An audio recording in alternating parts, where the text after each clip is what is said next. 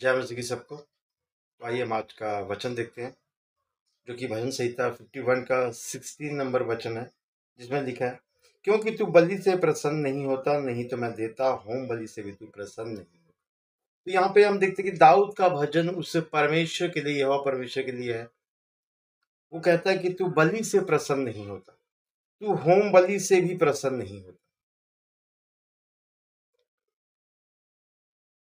तो यहाँ पे हम देखते हैं कि दाऊद बहुत दुखी है, बहुत परेशान है। उसके अपने गुनाह को वो जानता है कि मेरा गुनाह बहुत बड़ा है।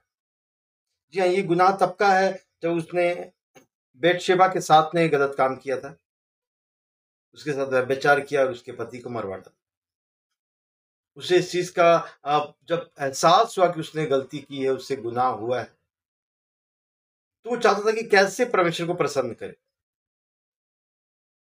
इसलिए वो कहता है कि तू बलियों से प्रसन्न नहीं होता, तू होम बलि से भी प्रसन्न नहीं होता। तो जैसा हम देखते हैं कि बाइबल के बीच में 5 तरह की बलियां हैं: होम बलि, अन्न बलि, मेल बलि, पाप बलि और दोष बलि। और सबसे बड़ी बात यह है कि इन 5 बलियों के बीच में किसी भी बलि में व्यभिचार की बलि और हत्या की बलि के लिए नहीं दिया गया। ये जो 2 गुनाह है, ये परमेश्वर की नजर में बहुत ही बड़े गुनाह है। तो हम देखते हैं कि दाऊद ने यहाँ पे व्यभिचार भी किया, हत्या भी किया, लेकिन वो पछताया। बोला कि तू बलियों से प्रसन्न नहीं होता, नहीं तो मैं तुझे देता। क्योंकि परमेश्वर ने अगर वो बलियां ठहराई भी थी, तो वो उनके हठी मन के चलते, इजरायलियों के ढीठपन के चलते वो बलियां ठहराई थी, जो आए दिन कुछ भी गुनाह करते थे और बलियां दे करके उसके बाद फिर से वो पश्चाताप नहीं करते थे, बल्कि फिर से उस गुनाह को दोहराना शुरू करते थे, जो कि परमेश्वर को पसंद नहीं। उनकी वजह से परमेश्वर को बलियां ठहरानी पड़ी। और दाऊद कहता है कि तू बलियों से प्रसन्न नहीं होता, क्योंकि भजन संहिता जब 69 का 30 और 31 में देखते कुछ इस तरह से लिखा है, मैं गीत गाकर तेरे नाम की स्तुति करूंगा और धन्यवाद करता हुआ तेरी बड़ाई करूंगा। तो लिखा कि मैं गीत गा के, अब मैं तुझे प्रसन्न कैसे करूं,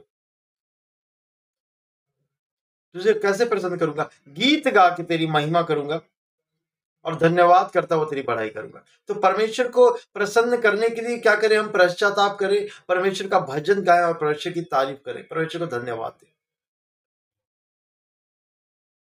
बलियों के बारे में ऐसा लिखा है 31 नंबर में, यह यहोवा को बैल से अधिक, वरन सींग और खुर वाले बैल से भी अधिक भाएगा। तो लिखा कि ये गीत करना, परमेश्वर की महिमा करना, परमेश्वर की तारीफ करना और पश्चाताप करना, और अपने हृदय को तोड़ के, कठोर करके नहीं, हृदय को तोड़ के जब हम परमेश्वर के पास जाते हैं तो वो प्रसन्न होता है।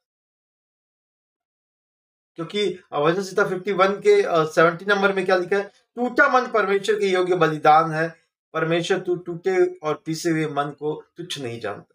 तो जब हम टूटा हुआ मन लेकर के परमेश्वर के पास जाते हैं, उसकी महिमा करते हैं, उसकी तारीफ करते हैं, तो वो इंसान को तुच्छ नहीं जानता, वो मामूली नहीं जानता, उसके उसके हृदय को मामूली नहीं जानता, उसके उसके पश्चाताप को मामूली नहीं जानता, उसे अपनी गलती का एहसास हुआ, परमेश्वर उसे मामूली नहीं जानता। वो जानता है कि इसने गलती की है और इसे एहसास हुआ। यहोवा खुद भी कहता है, जब हम देखते हैं होशे की किताब उसका 6 का 6 नंबर में लिखा है, क्योंकि मैं बलिदान से नहीं, स्थिर प्रेम से ही प्रसन्न होता हूं, और होम बलियां से अधिक यह चाहता हूं कि लोग परमेश्वर का ज्ञान रखें। तो कहता है कि मैं अब